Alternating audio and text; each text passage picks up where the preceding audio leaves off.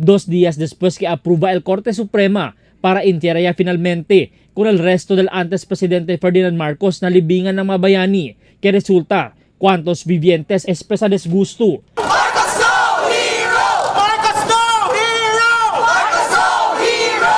Marcos no hero!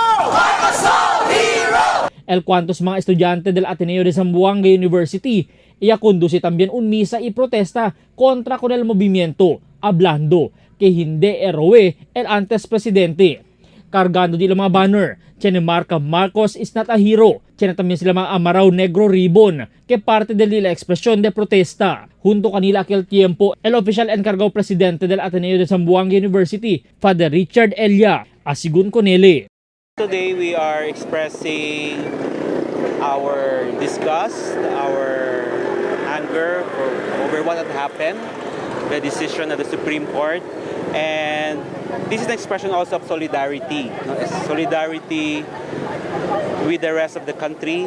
Hasta este tiempo, pwede pa siyempre nota con el mga banners aliparte na la Purisima Campus del Ateneo para asegurar acorda que hindi basta pwede olvida kung el cosa pasa antes tiempo ni Marcos.